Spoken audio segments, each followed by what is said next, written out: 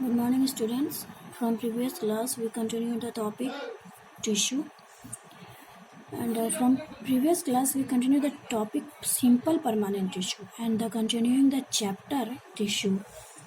Last class, we discussed about the type of tissue, and one is meristematic tissue, and second is permanent tissue. Meristematic tissue already done.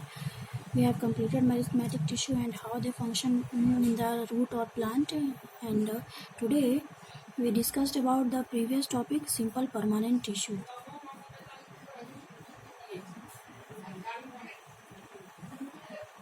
Topic is permanent tissue, and today we discussed about the first simple permanent tissue, and second one is the complex permanent tissue. Today we complete the simple permanent tissue. We know that a simple permanent tissue is divided into the three types: parenchyma, collenchyma, and sclerenchyma. First one is the parenchyma, second one is the collenchyma, and third one is the sclerenchyma. parenchyma, it is a living cell. parenchyma जो है वो living cell होता है. Unspecialised cell and living cell. parenchyma जो है वो living cells होता है. ठीक है, ये लूजली अरेंज्ड होता है. मतलब इस tissue, this is a tissue and tissue is made up of the cell. So इसमें जो सेल्स का अरेंजमेंट होता है वो काफ़ी लूज अरेंजमेंट होता है और इसमें इंटरसेलुलर स्पेस पाया जाता है. Loosely arranged and contain intercellular space. जब इंटरसेलुलर स्पेस रहेगा मीन्स इसमें डिफ्यूज़न और ऑस्मोसिस आराम से हो सकता है. तो इंटरसेलुलर स्पेस जो होता है वो क्या काम करता है, वो आपका काम करता है गैसियस एक्सचेंज करने में. तो जब गैसियस एक्सचेंज होगा तो means they are living, so they supporting gases exchange. इसीलिए ये लिविंग है क्योंकि इंटरसेलुलर स्पेस है इसमें और इसमें न्यूट्रिएंट का, गैसेस का, वाटर का सबका मूवमेंट आराम से हो सकता है. इसीलिए इंटरसेलुलर स्पेस होने की वजह से ये लिविंग है. ठीक है, जनरली स्टोर फूड. ये क्या काम करता है, ये स्टोरिंग का काम करता है. मीन्स ये स्टोर करता है क्या, फूड, न्यूट्रिएंट एंड वाटर.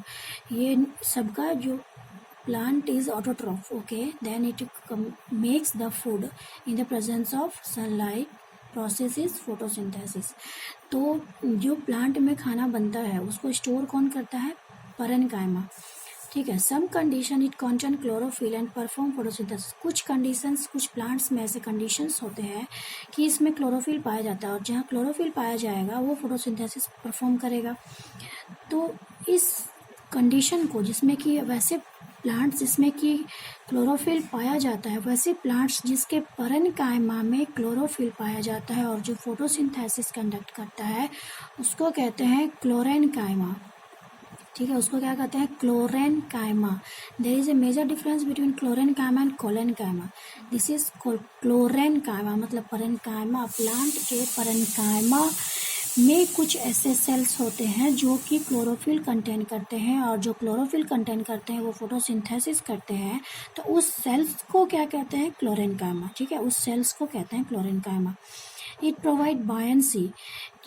कुछ सेल्स ऐसे होते हैं parenchyma में कुछ सेल्स ऐसे होते हैं जो कि फ्लोटिंग करता है, मतलब बायंसी प्रोवाइड करता है सेल्स को. तो उस सेल्स को हम लोग क्या कहते हैं, अरेनकाइमा. उस सेल्स को हम लोग क्या कहते हैं, अरेनकाइमा. मतलब parenchyma का ही कुछ सेल्स स्पेशलाइज्ड होता है जो बायंसी प्रोवाइड करता है, उसको अरेनकाइमा कहते हैं, और जो फोटोसिंथेसिस करते हैं उसको हम लोग कहते हैं क्लोरेनकाइमा. तो ये आपका parenchyma कंप्लीट हो गया.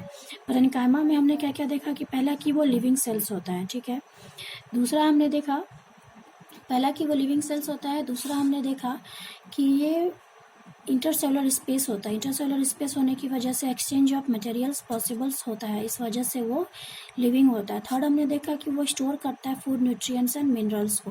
फोर्थ हमने देखा कि प्लांट के parenchyma में ही कुछ ऐसे सेल्स होते हैं जो कि क्लोरोफिल प्रेजेंट होते हैं उसमें और फोटोसिंथेसिस करते हैं, तो उस सेल्स को हम लोग कहते हैं क्लोरेनकाइमा. एंड लास्ट हमने देखा कि parenchyma में ही कुछ सेल्स होते हैं जो कि बायंसी प्रोवाइड करते हैं, उस बायंसी प्रोवाइड करने वाले सेल को हम लोग कहते हैं अरेनकाइमा. ठीक है, तो आपका parenchyma कंप्लीट हो गया. सेकेंड टॉपिक आते हैं collenchyma. There is a difference between collenchyma and chlorenchyma. Collenchyma ये क्या करता है कि प्लांट को फ्लेक्सिबिलिटी प्रोवाइड करता है. मीन्स जो हवा के साथ मूवमेंट होता है प्लांट का, या फिर स्टीम का, लीफ का वगैरह का, तो ये क्या करता है, फ्लेक्सिबिलिटी प्रोवाइड करता है। Living tissue composed of elongated cell, ये भी लिविंग सेल्स ही है, लिविंग टिश्यू ही है, क्योंकि ये कंपोज्ड ऑफ इलोंगेटेड सेल्स। जब सेल्स पढ़ा होगा आप लोगों ने, उसमें टाइप्स ऑफ सेल दिया गया था, वो किससे कंपोज था, इलोंगेटेड सेल से।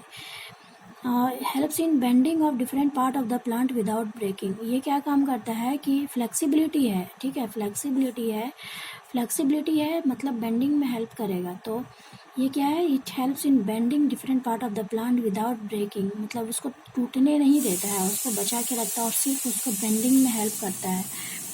मच सिमिलर टू पैरेन्काइमा, ये मोस्ट मैक्सिमम जो होता है प्रोबेबली ये बहुत ज़्यादा सिमिलर होता है किसका, पैरेन्काइमा से, जो हमने लास्ट टॉपिक में पढ़ा। ये सिमिलर होता है पैरेन्काइमा से, लेकिन पैरेन्काइमा जो होता है वो थीन होता है और ये जो होता है वो थिक वॉल होता है। फिर it is a mechanical tissue which provide support flexibility and elasticity. तो हम लोगों ने देखा पहला ही कि फ्लेक्सिबिलिटी है तो वो बेंडिंग में हेल्प कर रहा है। तो जब बेंडिंग में हेल्प कर रहा है तो सपोर्ट टॉपिक क्या हो जाएगा, नेक्स्ट पॉइंट, कि mechanical tissue which provide support flexibility and elasticity, ठीक है। अब इसमें भी फोटोसिंथेसिस होता है, चूँकि क्लोरोप्लास्ट है तो it perform photosynthesis in the presence of chloroplast. तो इसमें भी क्लोरोप्लास्ट होता है जो कि फोटोसिंथेसिस में हेल्प करता है, ठीक है। मतलब ये फोटोसिंथेटिक टिश्यू है, वो खाना बनाने में हेल्प करता है। तो हम लोगों ने पैरेन्काइमा में क्या क्या देखा, पहला देखा कि फ्लेक्सिबिलिटी है, कंपोज्ड है इलोंगेटेड सेल्स है, फिर ये आपका बेंडिंग में हेल्प करता है विदाउट ब्रेकिंग। फिर आपने देखा कि मोस्टली जो होता है वो पैरेन्काइमा से ही मिलता जुलता है, लेकिन इसका वॉल जो होता है वो पैरेन्काइमा से ज़्यादा मोटा होता है। फिर हमने देखा कि ये फ्लेक्सिबिलिटी सपोर्ट और इलास्टिसिटी में हेल्प करता है, मैकेनिकल सपोर्ट प्रोवाइड करता है। फिर हमने देखा कि इसमें प्रेजेंस होता है क्लोरोफिल, इसकी वजह से क्लोरोप्लास्ट प्रेजेंस होने की वजह से ये फोटोसिंथेसिस में हेल्प करता है, ठीक है। Next is the sclerenchyma. Sclerenchyma जो होता है ना वो काफ़ी हार्ड होता है और स्टीफ होता है, मतलब एकदम खड़ा होता है और काफ़ी टफ होता है, जो कि उसको सपोर्ट प्रोवाइड करता है। Tissue, simple tissue with little और नो प्रोटोप्लाज्म, ये प्रोटोप्लाज्म नहीं है। जब प्रोटोप्लाज्म नहीं है तो मतलब ये नॉन लिविंग होगा, ठीक है। ये प्रोटोप्लाज्म प्रेजेंस होने की वजह से वो लिविंग होता है, और प्रोटोप्लाज्म प्रेजेंट नहीं है तो वो नॉन लिविंग होगा। सिंपल टिश्यू विथ लिटिल और नो प्रोटोप्लाज्म, ये बहुत सिंपल टिश्यू होता है, made up of simple tissue and उसमें स्पेस नहीं होता है और बहुत कम होता है, इसकी वजह से ये लिविंग होता है। जब स्पेस नहीं होगा तो एक्सचेंज ऑफ सब्सटेंसेस नहीं हो पाएगा, और जब एक्सचेंज ऑफ सब्सटेंसेस नहीं होगा तो वो लिविंग नहीं होगा। द हस्क ऑफ कोकोनट को, नारियल का आपने पेड़ देखा होगा, जो उसका जो लंबा सा जो सबसे ऊपर तक जाता है, जो उसकी मोटी सी